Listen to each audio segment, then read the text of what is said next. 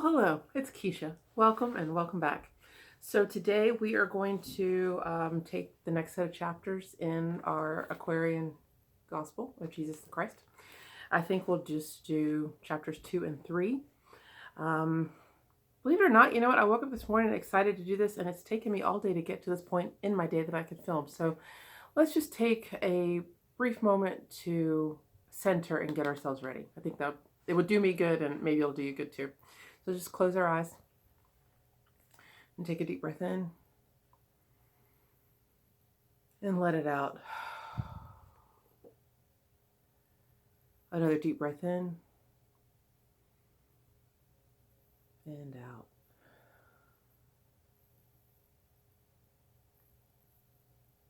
Another deep breath in and out.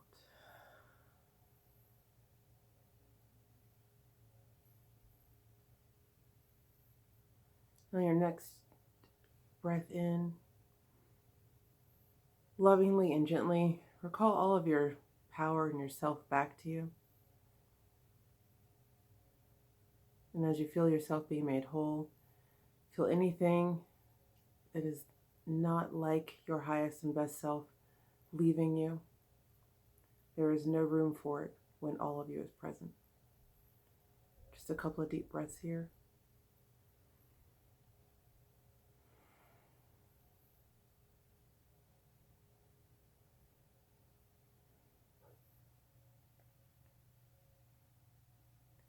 And with all of yourself here, centered and present,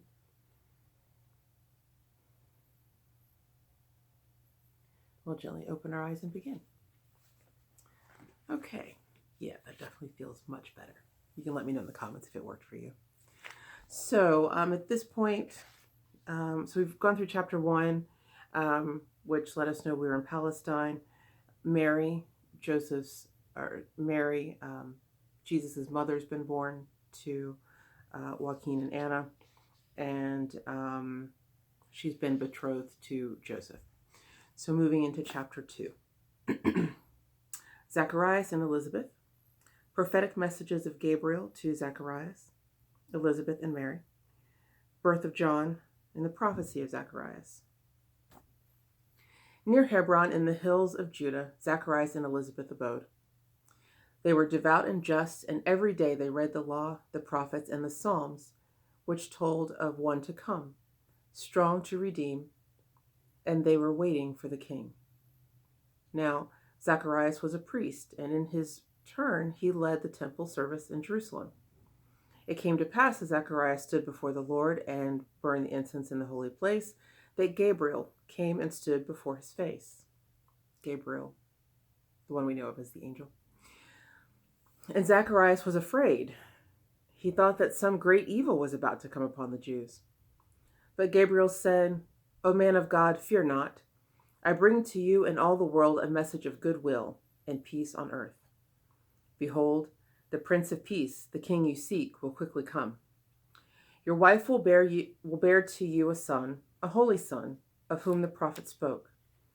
Behold, I send Elijah unto you again, before the coming of the Lord, and he will level down the hills and fill up the valleys up, and pave the way for the one who shall redeem. From the beginning of the age, your son has borne the name of John, the mercy of the Lord. His name is John. He will be honored in the sight of God, and he will drink no wine. And from his birth he will be filled with holy breath. And Gabriel stood before Elizabeth, as she was in the silence in her home, and told her all the words that he had said to Zacharias in Jerusalem. When he had done the service of his course, the priest went home, and with Elizabeth rejoiced. 5 months passed by, and Gabriel came to Mary in her home in Nazareth, and said, Hail, Mary, hail, once blessed in the name of God, twice blessed in the name of holy breath, thrice blessed in the name of Christ. For you are worthy, and will bear a son, who shall be called Immanuel. Our God is with us, is the meaning of Immanuel. His name is Jesus, for he saves his people from their sins. When Joseph's daily When Joseph's daily task was done, he came, and Mary told him all the words that Gabriel had spoke to her. And they rejoiced, for they believed that he, the man of God, had spoken words of truth. And Mary went with haste to tell Elizabeth all about the promises of Gabriel. Together they rejoiced. And in the home of Zacharias and Elizabeth did Mary tarry 90 days, and then she returned to Nazareth. To Zacharias and Elizabeth a son was born, and Zacharias said, "Most blessed be the name of God, for he has opened up the fount of blessings for his people, Israel. His promises are verified, for he has brought to pass the words which holy prophets spoke in olden times." And Zacharias looked upon the infant John and said, "You will be called the prophet of the Holy One, and you will go before his face, and you will prepare his way. And you will give a knowledge of all salvation unto Israel, and you will preach the gospel of repentance and the blotting out of sins. Behold, for soon the day star from on high will visit us, to light the way for those who sit within the darkness of the shadowland, and guide our feet unto the ways of peace." Chapter 3. The birth of Jesus. Masters honor the child. The shepherds rejoice. Zacharias and Elizabeth visit Mary. Jesus is circumcised. The time was nearly due for Jesus to be born, and Mary longed to see Elizabeth, and she and Joseph turned their faces toward the Judean hills.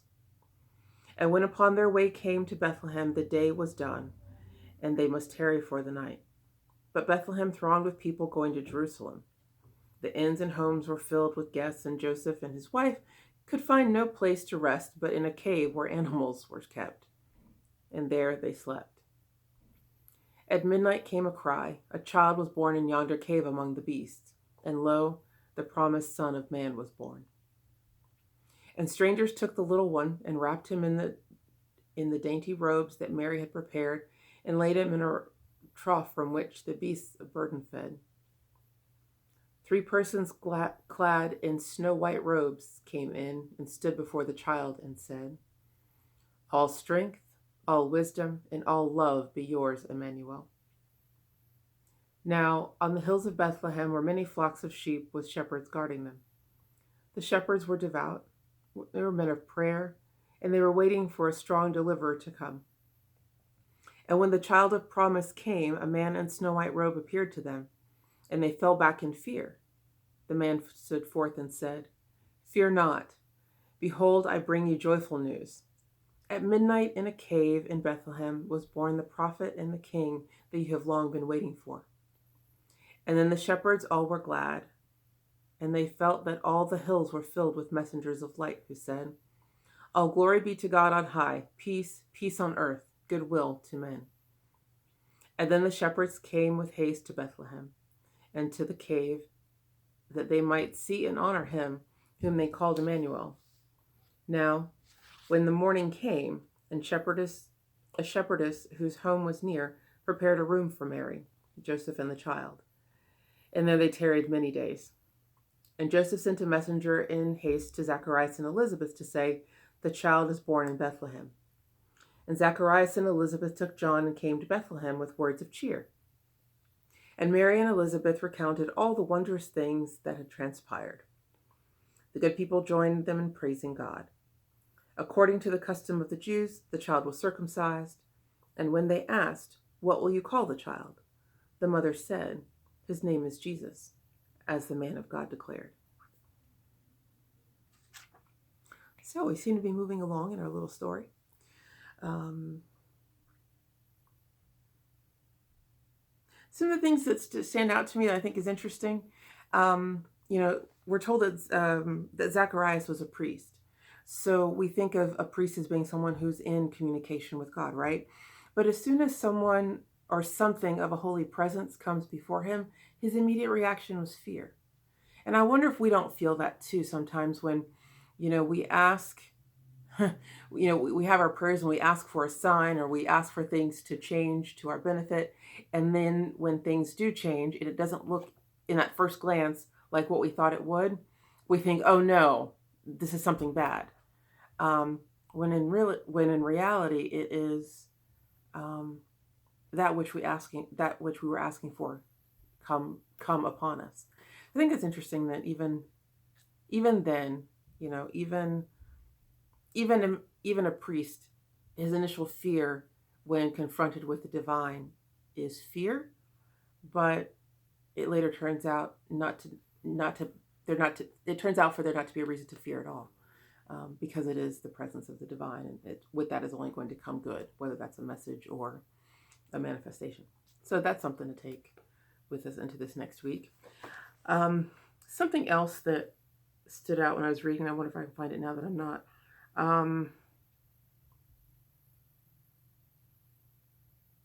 Oh, the comment that from the beginning of the age, his name was John. Again, I know we didn't go through it yet, but you know, I think I mentioned to you last week that in the beginning of this book, the preface, it talks about the ages and how at each age there is a Christ. And it just goes to show, like, and especially that's why I mentioned that if you're interested in astrology, this would be of interest, that the seasons we experience, whether they're the small seasons of our day to day, month to month, year to year, our life, our generation, all of those seasons being cyclical, they're all a repetition. It's a cycle going up and down and around. You know, it's coming again and moving forward. And so when we're reading about Jesus in this age, the prophet that goes before him is John. And it even mentions just before that he is Elijah come again, a reincarnation. So for those of us who felt like, oh, I've been here before, not just the deja vu of having seen the scene, but in the bigger sense of we have been here before, we have done this before. So, you know, take that to heart when you find yourself in relationships, in communion and in love.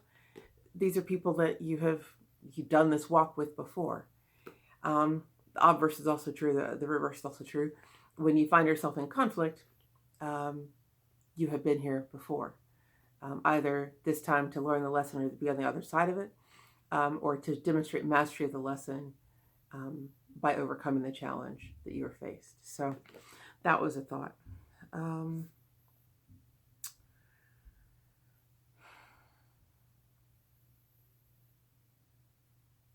I don't want to spend too much time comparing this story to one that we probably have already heard, whether through Christmas pageants in grade school or, you know, any of the biblical movies from the 70s and 80s, or even whatever church or denomination you've probably gone through where you've heard the story told in different ways because of other sources. But I do like here that there are 3 persons clad in snow white robes came in and stood before the child.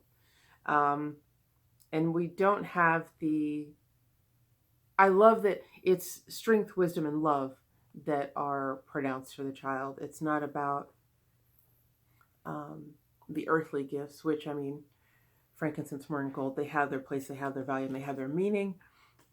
But the first declaration for what we want for a child is strength, wisdom, and love. And we would want that for any child, and we want that for ourselves. So I think we should all claim that now. If it wasn't said for you when you were born, it was said for someone at some point. And so claim that for yourselves, because I certainly would. And I think